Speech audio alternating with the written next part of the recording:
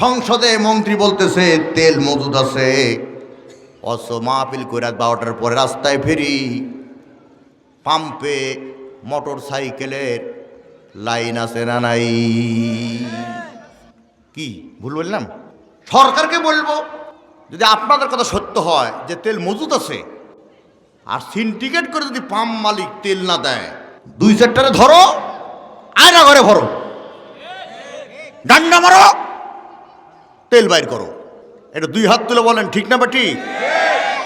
তেল মজুদ আছে মেরে নিলাম, যারা সিন্ডিকেট করতেছে তাদেরকে আইনের আওতায় নিয়ে আসো। হাত নামান। আমি কি রাজনীতি করলাম ভাই? আল্লাহ রাব্বুল আলামিন বলেন, وَمَن يُطِعِ اللَّهَ وَالرَّسُولَ فَأُولَئِكَ مَعَ الَّذِينَ أَنْعَمَ اللَّهُ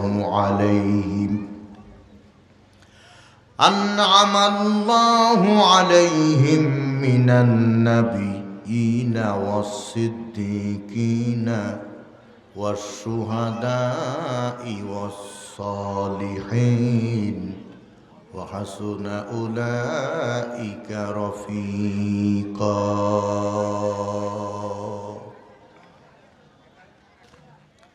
আল্লাহ পাক বলছেন, যারা আমার আনুগত্য করবে, পাশাপাশি আমার রাসূলের আনুগত্য করবে, তাদের উপরে আমি আল্লাহ নিজেই সন্তুষ্ট। আর তাদের বন্ধু হবে 4 শ্রেণীর লোক। একটা আওয়াজ দিয়ে বলতে হবে, কয় শ্রেণী? 4 শ্রেণী। এই 4টা শ্রেণী, এটা নেই মূলত আমার আলোচ্য বিষয়। আমরা বলে মানলাম তোমার আনুগত্য করলেই হবে, নাকি রাসূল আনুগত্য করলে হবে, নাকি উভয়ের আনুগত্য করা লাগবে? আল্লাহ রাব্বুল আলামিন কোরআনুল কারীমের সূরা আল ইমরানের 31 নম্বর আয়াতে বলেন, কুল ইন কুনতুম তুহিব্বুনাল্লাহ ফাত্তাবিউনি ইউহিব্বুকুমুল্লাহ ওয়া ইয়াগফির লাকুম যুনুবাকুম ওয়াল্লাহু গফুরুর রহিম। আল্লাহ বলেন, নবী তুমি বলো, তারা যদি আমি আল্লাহর মাহাব্বত, আমি আল্লাহর ভালোবাসা, আমি আল্লাহর অনুকম্পা, আমি আল্লাহর দয়া, আমি আল্লাহর অনুগ্রহ,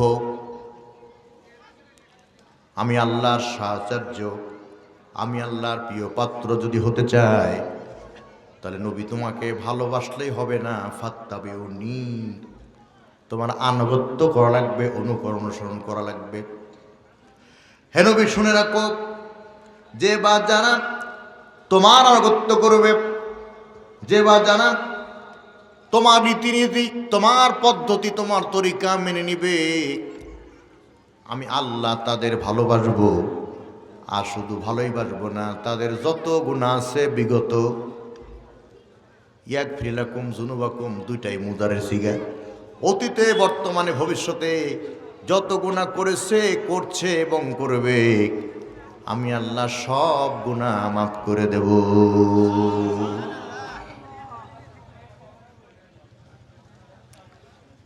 তবে শর্ত হলো, কবিরা গুনাহ যেগুলো, এগুলি তওবা ছাড়া ক্ষমা হবে না। আল্লাহ যে মাফ করবেন তার দালিলিক প্রমাণ হলো আল্লাহু গফুর রহিম। আল্লাহ বলছেন, আমি রহিম, আমি দয়ালু, আমি গফুর, আমি ক্ষমাশীল। আমি যদি মাফ করি তো ডোনাল্ড ট্রাম্পের ক্ষমতা নাই আমাকে বাধা দেয়। আমি যদি মাফ করি, নেতানিয়াহুর নেতাগিরি থাকবে না। কথা হয় না? মনে রাখবেন, বর্ষাকালে পুকুরে পানি আসে, সাথে কিছু সোনালী কালারের ব্যাঙও আসে। এই ব্যাঙগুলি এসে পানির মধ্যে তাফালিং শুরু করে দেয়, আর তারা মনে করে আমাদের লাফালাফি আর তাফালিংয়ের কারণে পুকুরের পানি বোধহয় শুকিয়ে যাবে। কিন্তু কয়েকটা সোনালী কালারের ব্যাঙ্গের তাফালিং আর লাফালাফির কারণে পুকুরের পানি যেমন শুকিয়ে যায় না, নেতানিয়াহু ডোনাল্ড ট্রাম্প শুনে রাখো, আলটিমেটাম দিও পৃথিবীর মানচিত্র থেকে ইরানকে বিলীন করতে পারো নাই, মুসলমান তো দূরের কথা।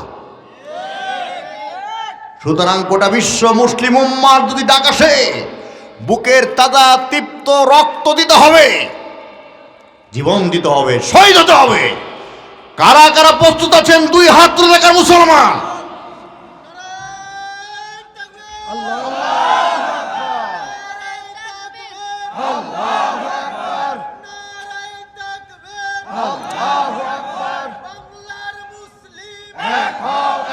এখন আর বাংলা না, বিশ্বের। আমি বিশ্বে চলে গেছি না ভাই, তাহলে আমার সাথে বলেন বিশ্বের মুসলিম বলেন আমিন। লম্মানা গরিব আমরা বললাম আল্লাহ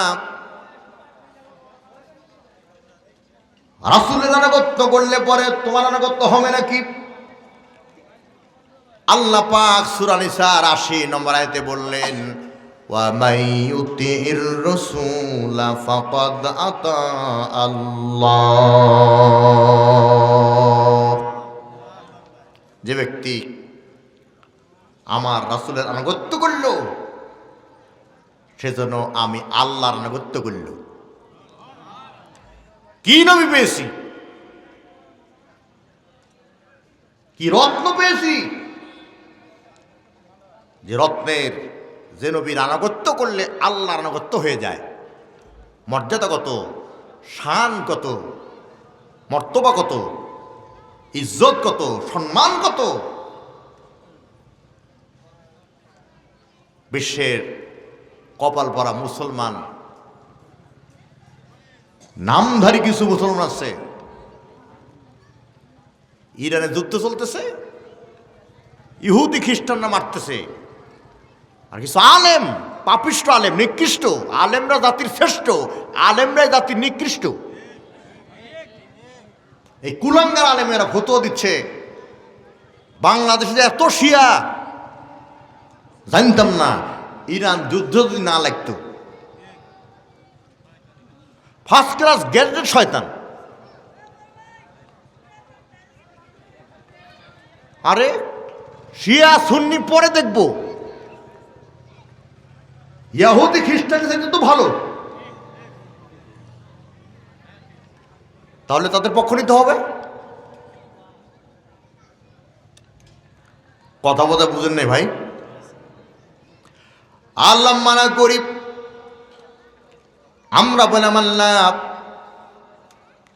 এইবার তোমার কাছে জানতে চাই 4 শ্রেণী বন্ধু হবে, তার মধ্যে 1 নম্বরে কারা? আল্লাহ পাক বললেন নাবিঈন। আলেম ওলামা আছেন, এই যে আমার ভাই 40 বছর না ভাই, 40 বছর হবে তো ইমামতি করতেছেন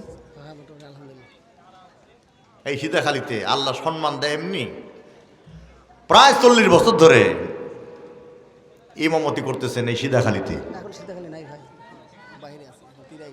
তিরাইলে সিধাখালী ছিল। আমি তো এই মাহফিলে কমপক্ষে 10 বার এসেছি ভাই, কমপক্ষে, বেশি হবে না, বেশি হবে, কমপক্ষে 10। এই যে হ্যাঁ শাকিল ভাই, বেশি শ্রোতা লাগে না তো। এই যে কোরআনের পাখির আসতেছে না, এগুলি তো আমাদের সম্পদ।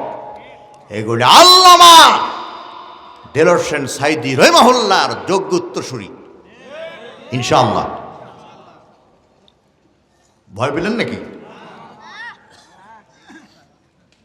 বাংলাদেশে একমাত্র ব্যক্তি আল্লামা সাইদি, যাকে বিএনপি, আওয়ামী লীগ, জামাত ইসলামী, জাতীয় পার্টি, তাবলিগ, পাবলিক সব ভালোবাসে। আমি ভুল বললাম ভাই? 1 নাম্বার নাবিঈন, নবীর বাবা বসন নাবিঈন অথবা আনবিয়া। নবীর বাবা বসন আনবিয়া। আনবিয়া নামে কোরআনে একটা সূরা আছে, কিন্তু এই সূরা দেখে আমার দেশের লোকেরা মেয়ের নাম আম্বিয়া রাখে। আম্বিয়া মানে হলো নবীগণ। তোমার মেয়ে একাই তো নবী না, আবার তোমার মেয়ে নবীগণ হয় কি করে? এই জন্য আম্বিয়া নাম রাখা জায়েজ নাই। আমি কি বুঝতে পারলাম ভাই? আল্লাহ পাক নবীজিকে বিশ্ববাসীর জন্য রহমতের মূর্ত প্রতীক হিসাবে প্রেরণ করেছেন। এই সূরা আম্বিয়াতে 107 নম্বর আয়াতে বলা হয়েছে। আল্লাহ রাব্বুল আলামিন বলেন, ওয়া মা আরসালনাকা ইল্লা রাহমাতাল লিল আলামিন।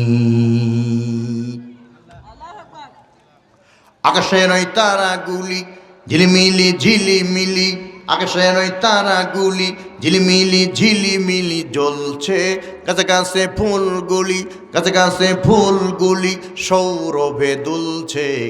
রাসূল এসেছে, হাবিব এসেছে, নেতা এসেছে, রহমত এসেছে। জোরে বলেন মারহাবা। আমি যদি সুযোগ পাই তাহলে রহমতের ব্যাপারে আলোচনা শেষ করব।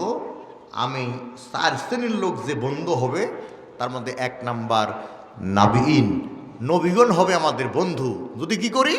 1 নাম্বার আল্লাহর আনুগত্য, আর 2 নাম্বার রাসূলের আনুগত্য করি। কথা ঠিক আছে তো? এখন দেখেন, নবীদের মধ্যে আমার নবীও নবী।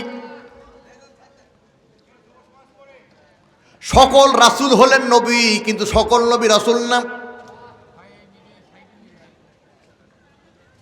আবার ভালো করে বুঝে নেন, সকল রাসূল হলেন নবী, কিন্তু সকল নবী রাসূল নন।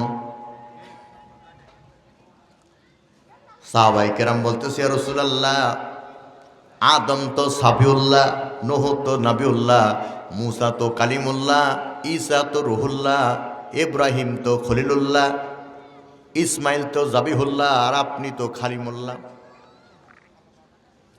নবীজি মুচকি হাসি দিলেন। এই মুচকি হাসি হাঁটা সুন্নাত। আর কিছুদিন আগে যাত্রা হতো না, হ্যাঁ, যাত্রাতে ভিলেন খলনায়ক হাসি দিত, এই হাসি জায়েজ নেই। যদিও আমি ওই হাসি দিতে পারলাম না, এরকম একটা হাসি আছে না, জায়েজ নেই। মুচকি হাসি কি সুন্নাহ, নবীর সুন্নাহ। নবীজি মুচকি হাসি দিলেন আর বলেন, সাহাবীরা, তোমাদের দৃষ্টিতে আদম সাফিউল্লাহ, তোমাদের দৃষ্টিতে মুসা কালিমুল্লাহ, তোমাদের দৃষ্টিতে নূহ নবিউল্লাহ, তোমাদের দৃষ্টিতে ইব্রাহিম খলিলুল্লাহ, তোমাদের দৃষ্টিতে ঈসা রুহুল্লাহ, তোমাদের দৃষ্টিতে ইসমাইল জাবিহুল্লাহ, আর আমি আল্লাহর দৃষ্টিতে হাবিবুল্লাহ। সাহাবায়ে কেরাম বলে, রাসূলুল্লাহ, এবার আর একটা প্রশ্নের জবাব দেন, হাবিবুল্লাহ আর খলিলুল্লাহর মধ্যে তফাৎ কি, ডিফারেন্স কি, পার্থক্য কি? নবীজি বললেন, শোনো, আল্লাহকে খুশি করার জন্য যে সব করতে পারে তাকে খলিলুল্লাহ বলে, আর আল্লাহ যাকে খুশি করার জন্য সব করতে পারেন তাকে হাবিবুল্লাহ বলে। সকল নবীর মর্যাদা এক জায়গায় করলেও আমার নবীর মর্যাদা সমান হবে না। মর্যাদা শুধু দুনিয়াতে না, এই মর্যাদা আখিরাতেও। পয়গম্বর যখন নফসি নফসি বলবে, ওই সময় আমাদের নবী হাবিবুল্লাহ সিজদায় পড়ে যাবেন। আল্লাহ তাআলা ডাক দেবেন, নবী গো, আজকে তো সিজদা দেওয়ার কথা না, আজকে পুরস্কার প্রাপ্তির সময়। এই জাতিকে কোরআনের পথে আনার কারণে, এই জাতিকে ইসলামের দিশা, ইমানের নেশা, জান্নাতের ভিসা দেওয়ার জন্যে কত চিকিৎসা দিয়েছ। আর এই চিকিৎসা দিতে গিয়ে তোমার জাতি, তোমার উম্মত তোমাকে পাথর নিক্ষেপ করেছে, দন্ত শহীদ করে দিয়েছে। হ্যাঁ নবী, আজকে আমি আল্লাহ তোমার মন খারাপ করব না। ওয়ালা সাউফা ইউতিকা রাব্বুকা ফাতারদা, নবী আজকে যা চাবে তাই পাবে। নবী আমার প্রশ্ন করে, আল্লাহ সবার আগে সৃষ্টি করে সবার পরে কেন পাঠালে? যদি আগে পাঠাতে তাহলে আমি আগে নবী হতাম। যদি আগে পাঠাতে আমার উম্মত আগে উম্মত হতো। আল্লাহ পাক বলবেন, নবী গো, কোনো কাউন্টার অ্যাটাক চলবে না, কি বলতে চাও সরাসরি বলো। নবী আমার ডাক দিয়ে বলবে, ওগো আল্লাহ, আগে সৃষ্টি করে পরে পাঠাইছো, এতে কোনো আপত্তি নাই, কিন্তু আপত্তি হলো সব পয়গম্বর আগে, আমি নবী আল্লাহর জান্নাতে আগে যাব, আর প্রত্যেক পয়গম্বরের অধীনস্থে যত উম্মত আছে সকল নবীর উম্মতের আগে আমার উম্মত আগে আল্লাহর জান্নাতে যাবে। আল্লাহ পাক নবীজির এই দরখাস্ত মঞ্জুর করবেন। হুরিমাত আল আনবিয়ায়ে হাত্তা আদখুলুহা, হুরিমাত আল উমামে হাত্তা তাদখুলুহা। এই পৃথিবীতে যত পয়গম্বর রয়েছে সকল পয়গম্বর আগে আমাদের নবী আগে জান্নাতে যাবেন, আর প্রত্যেক পয়গম্বর অধীনস্থ যত উম্মত আছে সকল নবীর উম্মতের আগে আমরা আল্লাহর জান্নাতে আগে যাব। তাহলে নাবিয়িনের ব্যাখ্যা আপনারা বুঝতে পেরেছেন। 2 নম্বর, সিদ্দিকিন, যারা সত্যবাদী তারা হবে আমাদের বন্ধু। আল্লাহ তাআলা এটা 2 নম্বরে বললেন। ভাই খাইছেন আপনি নিজের বাড়ি না এই কমিটি? ঠিক আছে, আজকের দিনকে যদি হুজুরকে না দেন খেতে, তাহলে আমি ধরে নেব যে সারা বছর হুজুরের খাবার জুটবে না কপালে। কি কথা কয় না? আমি জানি সিধা খালিবাসী উল্টা কাজ করবে না।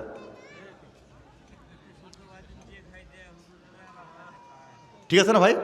ইনশাল্লাহ আমি জানি তো। আজকেও যে আইটেম খাইলাম বুঝলেন, ওটা না বলি, খালি আলহামদুলিল্লাহ বলি। আমি খাইলে আপনাদের খাওয়া না? হ্যাঁ, তা আলহামদুলিল্লাহ বলেন না। মনে হলো যে ওয়াজ শেষ করে আপনাদের কিনা আবার খেতে হবে, আমি তো তা পারি না। আলহামদুলিল্লাহ বলেন ভাই, আলহামদুলিল্লাহ। সিদ্দিকিন, সত্যবাদী। সত্যবাদী কোন? বহু বসন্ত। এখন দেখেন আল্লাহ রাব্বুল আলামিন এই সিদ্দিকিনের ব্যাপারে কোরআনে কথা বলেছেন। সূরা আল বাকারার 42 নম্বর আয়াতে আল্লাহ রাব্বুল আলামিন বলেন, ওয়ালা তালবিসুল হাক্কা বিল বাতিল। জেনে শুনে তোমরা হককে বাতিলের সাথে, সত্যকে মিথ্যার সাথে মিশ্রণ করো না। কিন্তু আমাদের মিথ্যা কথা না বললে দিনই যায় না, কথা বলে না। সত্য কথা বলতে গেলে যেতে হবে জেলে, এই আশঙ্কা ছিল বাংলার ঘরে ঘরে। কি? সত্য কথা বলতে গেলে যেতে হবে কারাগারে, এই আশঙ্কা ছিল বিশ্বের ঘরে ঘরে। জানিম শায়ের করি না ভয়, তাতে যদি মোর মরণ হয়, তাতে যদি মোর জীবন যায়। শুনে রাখেন, সিধাকালীর মাহফিল আগত শ্রোতামণ্ডলী, সত্যের পক্ষে মুক্তির লক্ষ্যে তাগুত, জালিম, স্বৈরাচার, খোদাদ্রোহী, নাস্তিক এদের বিরুদ্ধে লড়াই করতে গিয়ে যদি জীবন দিতে হয়, জীবন দেব। যে মাতা ফজরে, জোহরে, আসরে, মাগরিবে, এশায় দিনরাত 24 ঘন্টা 5 বার আল্লাহর কাছে যেতে হয়, ওই মাথা ডোনাল্ড ট্রাম্প নেতানিয়াহুর ভয়ে নত হবার কথা নয়। 2 হাত তুলে বলেন ঠিক কিনা মুসলমান?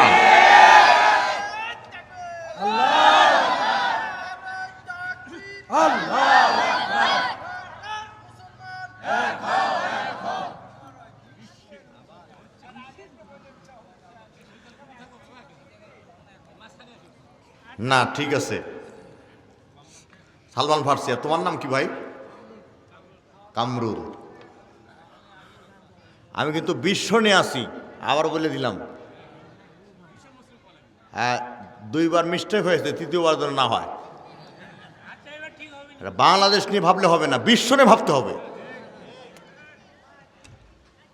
বিশ্বের অবস্থা করুন, আমি বক্তা তো তরুণ।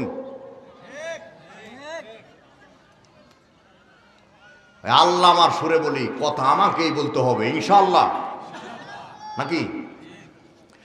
তাহলে আল্লাহ মানা করি।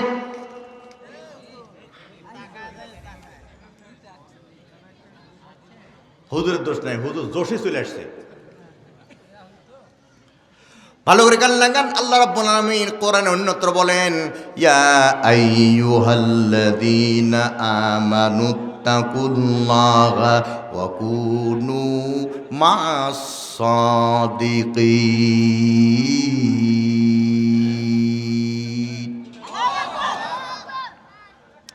আল্লাহ পাক বলেন, ইমানদারেরা আমাকে ভয় করো। কোন আতি নেতা, পাতি নেতা, জাতি নেতা, সাতি নেতা না, কোনো আদা বাবা, খাদা বাবা, দয়াল বাবা, কেবলা বাবা, দড়ি বাবা, সুরি বাবা, বিড়ি বাবা, তালা বাবা, মাটি বাবা, এদেরকে না ভয় করতে হবে আল্লাহকে। আর যারা সত্যবাদী তাদের সঙ্গী হয়ে যাও। খালি সুবহানাল্লাহ বললে হবে না, আপনাকে বুঝতে হবে আমার উঠো বসা, আমার চলাফেরা, আমার লেনদেন, আমার ব্যবসা, আমার বিয়ে শাদী, আমার রাজনীতি কার সাথে। আমি একটা রাজনীতি কথা বলবো না ভাই, কারণ এই কোরআনের কথা বলে তো শেষ করতে পারবো না। আর শুরু করেছি খুব ঠান্ডা মেজাজে। আল্লাহ এবং আল্লাহ রাসূল আনুগত্য করলে পারে 4 শ্রেণী বন্ধ হবে। এই 1 শ্রেণীর ব্যাপারে কথা বলতে গেলে 2 ঘন্টা সময় লাগবে। সেই পুঁজি আল্লাহ আমাকে দিয়েছেন, আলহামদুলিল্লাহ। কিন্তু আমি আমার সময়ের ভেতরে 4টাই বলে দিব। আমাকে আপনার চিন্তা, আমার শাকিল ভাই আছে, আমি কোথাও কোনোদিন ওয়াদের পয়েন্ট রেখে চলে এসেছি আর কমিটিকে বলেছি যে আমাকে আবার দাওয়াত দিন, বলি নেই, কোনোদিন বলি নেই। যা ধরেছি আমার নির্ধারিত সময়ের মধ্যে শেষ করার চেষ্টা করেছি, আজও করব ইনশাআল্লাহ। তাহলে সত্যের পথে থাকতে গেলে বিপদ আছে, সত্যের পথে চলতে গেলে মুসিবত আছে। সত্যের পথে চলতে গেলে পরে পথে কাঁটা আছে, বাধা আছে না নেই? এই বাধা অতিক্রম করে চলতে হবে সামনের দিকে, মানজিলে মাকসুদের দিকে। বিশ্বের দিকে তাকান, সত্যের পথে মুক্তির লক্ষ্যে চলতে গেছেন সাইয়েদ কুতুব। ওই মিশরের জালিম বাদশাহ জামাল আবদে নাসের জেলখানায় বন্দি করেছে, পাগলা কুকুরদেরকে লেলিয়ে দিয়েছে, আর সামসাদেরকে ডাক দিয়ে বলছে, ও সামসারা যাও জেলখানায় গিয়ে দেখো সাইয়েদ কুতুবের সাথে পাগলা কুকুররা কি আচরণ করে। ওই সামসারা গিয়ে দেখে সাইয়েদ কুতুব যায় নামাজে, আর পাগলা কুকুরেরা চতুর্দিক হয়ে পাহারাদার হয়ে দাঁড়িয়ে আছে। আল্লাহু আকবার বলেন। মনে রাখবেন, হুজুর এখানে বসে, আসেন আসেন, এখানে বসে। আপনি মাসুদ ভাই, মাশাআল্লাহ।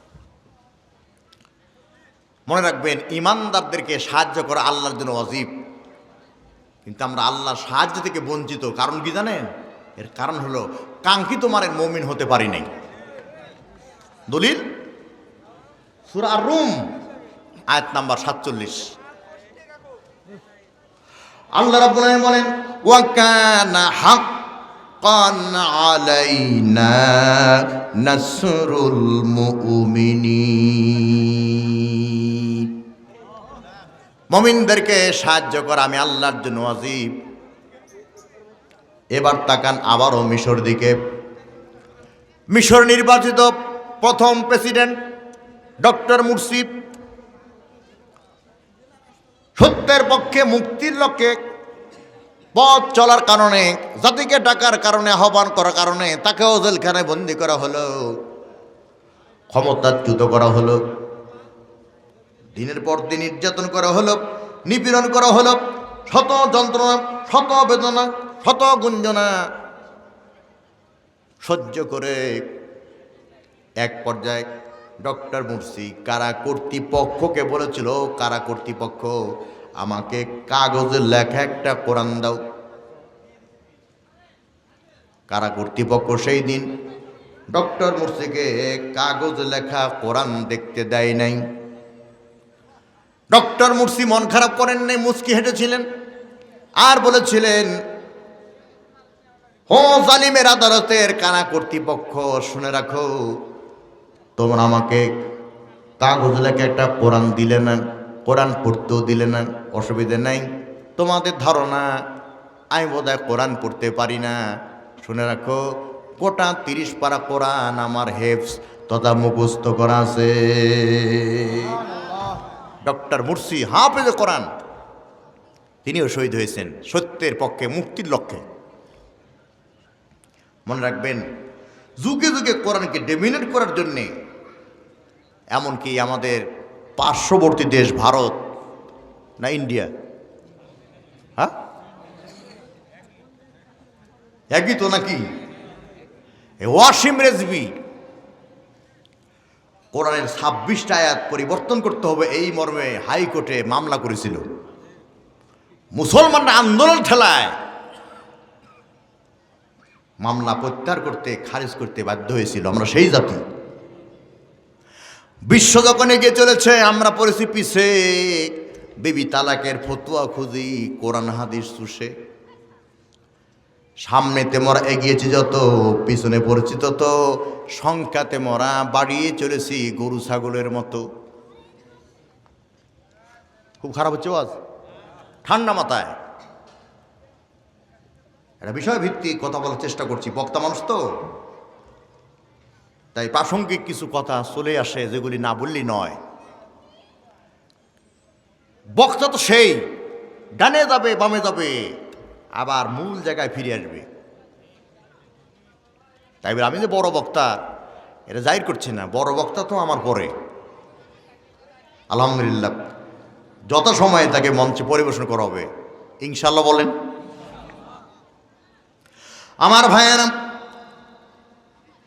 কোরআন যে হেফাজত করেছেন আল্লাহ, এটাকে চক্রান্ত করে ষড়যন্ত্র করে কেউ নস্যাৎ করতে পারবে না, সেই ঘোষণা আল্লাহ দিয়েছেন কোরআনুল কারীম সূরা হিজরের 9 নম্বর আয়াতে। আল্লাহ রাব্বুল বলেন, ইন্না নাহনু নাযালনা যিকরা ওয়া ইন্না লাহু লাহাফিযুন। কোরআন নাযিল করেছি আমি, আর এই কোরআনের হেফাজতের দায়িত্ব, সংরক্ষণের দায়িত্ব, তত্ত্বাবধানের দায়িত্ব আমি আল্লাহ নিয়েছি বলে তেলে ভেজাল, ডালে ভেজাল, মোবাইলে ভেজাল, চাউলে ভেজাল, ডিজেলে ভেজাল। আমার ওমর ফারুক আর শিহাব বারবার বলতেছে, মামা হাদিয়া যা দেওয়ার প্রধান বক্তাকে দিব, আপনাকে খালি দেশি মাছ খাওয়াবো, বারবার বলতেছে। আমিও হাঁস ছেড়তে বলে দিলাম, আমাকে হাদিয়া দরকার নাই, 50 লিটার পেট্রোল দিও। কোন দেশে বাস করি, সংসদে মন্ত্রী বলতেছে তেল মজুদ আছে, অথচ মাহফিল করে রাত 12টার পরে রাস্তায় ফেরি, পাম্পে মোটর সাইকেলের লাইন আছে না নাই?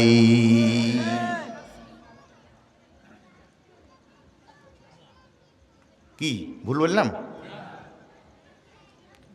সরকারকে বলবো, যদি আপনাদের কথা সত্য হয় যে তেল মজুদ আছে, আর সিন্ডিকেট করে যদি পাম্প মালিক তেল না দেয়, 2 সেক্টরে ধরো, আয়না ঘরে ভরো, ডান্ডা মারো, তেল বাইর করো। এটা 2 হাত তুলে বলেন ঠিক না বা ঠিক? তেল মজুদ আছে মেরে নিলাম, যারা সিন্ডিকেট করতেছে তাদেরকে আইনের আওতায় নিয়ে আসো, হাত নামান। আমি কি রাজনীতি করলাম ভাই?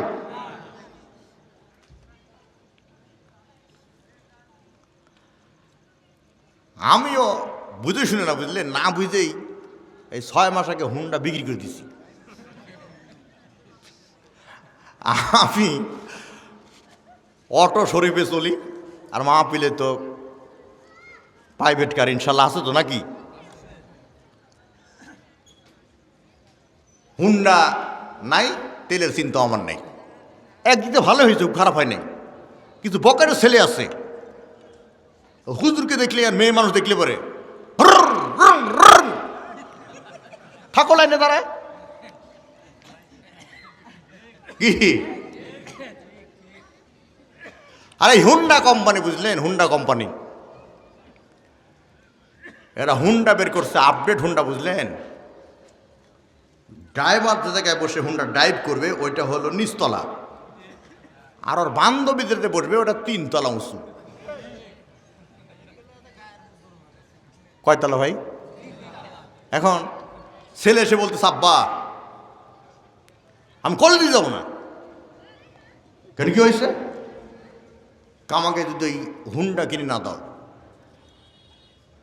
তাহলে কলেজে যাব না। ওর বাবা বলতেছে আমার বাড়ির সিংড়া সিধা খালি ধান না উঠলে পারে হুন্ডা কিনে দেবো কী করে? এই সিংড়াবাসীর প্রধান ফসল তো ধান। পরশুদি যখন শিল পরে তখন ছিল ধান, কথা কয় না। আপনারা বোধহয় শিলাবৃষ্টি দেখেন নাই, আমি গত পরশুদিন শিলাবৃষ্টি দেখেছি, আমার জীবনে শ্রেষ্ঠ। আমি রাতাপুরে ছিলাম প্রোগ্রামে, মুষলধারে খালি শিল পড়তেছে, শিল, বৃষ্টি নেই, খালি শিল। আমার তখন নজর হালতির বিল। আর বিশ্বাস করেন আল্লাহ, ধানের তো 12টা বেজে শেষ। এক সাংবাদিক স্ট্যাটাস দিয়েছে, আমি সেখানে কমেন্ট তো করেছি, হালতি বিলে ধানের খবর কি গতকালকে। যাক, সেটা অপ্রাসঙ্গিক। আমি যেটা বলতেছি, বান্ধবী যেখানে বসবে সেটা কয়তলা? ওই যুবকরা বুঝে ফেলছে যে রুল ভাই এরপরে কি বলবে, এই জন্য আওয়াজ দিচ্ছে না। সিধাগাড়ির যুবকরা ভালো, কিন্তু এরকম যুবক বা এরকম 3তলা হুন্ডা আছে কিনা? তো বাবা দিবে না, মা বলতেছে দিবে না, মানে আমার একটাই ছেলে, আমার একটাই ছেলে, দিতে হবে। বাবা বাধ্য হয়ে জমি বন্ধক রেখে, জমি বিক্রি করে ওই হুন্ডা কিনে দিয়েছে। ছেলে কোথায় যাবে? কলেজে। কিন্তু কলেজে যাবে এটা আর নাই তার নলেজে। বান্ধবী কিনেছে পিছনে, তার মাথায় গিয়ে খালি খুঁজতেছে কোন রাস্তা খারাপ, ওই রাস্তায় যাবে আর হাইডলে ব্রেক করবে। বান্ধবী নুয়ে পড়বে শরীরে আর জিজ্ঞাসা করবে কেমন লাগে কি। আর আমার দেশের মেয়েরা সভ্যতার নামে এমন অসভ্য, জামা গায়ে দিয়েছে, চামড়া দেখা যায়, চামড়া দেখা যায়। যদি বলি ভাই এটা সোসাইটিটা কি, এর সোসাইটি কি, বলে হাই ফাই। হাই ফাই, আমি হাই ফাই তাফসির খুঁজে পাচ্ছি না, ইদানিং পেয়ে গেছি। হাই ফাই মানে হলো ওর না একদিকে আছে আর দিকে নাই, এর নাম হাই ফাই। আচ্ছা, ওর না একদিকে আছে আর দিকে নাই, এইটা দিয়ে মহিলারা কি মেসেজ দিচ্ছে? মেসেজ দিচ্ছে যুবক আপাতত এক সাইড থেকে ঘুরে থাকো, যদি পরিবেশ পায় আর নারীবাদীরা যদি ক্ষমতা যায় 2 সাইড দেখাবো। যদিও কথাটা দুর্বল, বাস্তবতা আছে না নেই? লম্বা না করি, কথা বলছিলাম আল্লাহর নাগত্য পাশাপাশি রাসূলের নাগত্য করলে পারে 4 শ্রেণীর লোক বন্ধু হবে। 1 নাম্বার নবীগণ, 2 নাম্বার সিদ্দিকগণ অর্থাৎ যারা সত্যবাদী, 3 নাম্বার হলো সুহাদা, শহীদের বহু বচন সুহাদা, শহীদের বহু বচন সুহাদা। এখন শহীদের ব্যাপারে কোরআনে 500-র মতো আয়াত আছে, সবগুলি পড়লে তো সুযোগ হবে না, টাইম পাবো না। খালি 2টা আয়াত পড়ে দেই, একটা সূরা আল বাকারা থেকে আর একটা সূরা আল ইমরান থেকে। আল্লাহ রাব্বুল আলামিন বলেন ওয়ালা তাকুলু লিমান ইউকতালু ফি সাবিলিল্লাহি আমওয়াত বাল আহইয়াউ ওয়ালাকিন লা তাশউরুন। এরা বাকারা। আর আল ইমরানে ওয়ালা তাহসাবান্নাল্লাযীনা কুতিলু ফি সাবিলিল্লাহি আমওয়াত বাল আহইয়াউন ইনদা রাব্বিহিম ইউরযাকুন।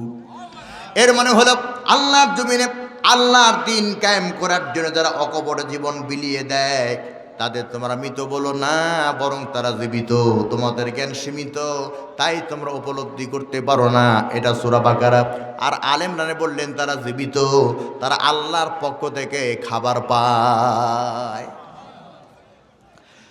শহীদেরা আল্লাহর পথে খাবার পায় কেমনে? আকাশ দিয়ে পাখি উড়ে যায়। শহীদরা যদি মনে করে এই পাখির গোস্ত ভুনা করে খেলে পরে কত মজা হতো, মুখে বলা লাগবে না, অন্তরে কল্পনা করা মাত্রই উড়ন্ত পাখির গোস্ত ভুনা হয়ে শহীদের সামনে হাজির হয়ে যাবে।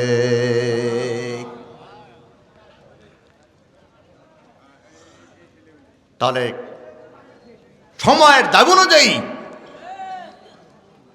সময়ের চাহিদা অনুযায়ী আমাদেরকে দ্বীনের স্বার্থে, ইসলামের স্বার্থে প্রয়োজন বোধে শহীদ হওয়ার তামান্না, আকাঙ্ক্ষা, বাসনা, মনোবাঞ্ছনা, স্বাদ, ইচ্ছা, আকাঙ্ক্ষা থাকার দরকার আছে না নাই? আছে না নাই? একটু মহব্বত জিকির করি, লা ইলাহা ইল্লাল্লাহ, লা ইলাহা।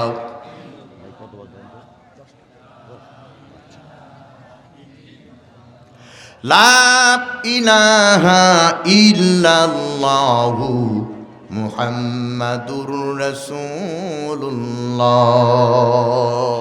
সাল্লাল্লাহু আলাইহি ওয়াসাল্লাম। আমি আপনাদেরকে জিকির করতে দিয়ে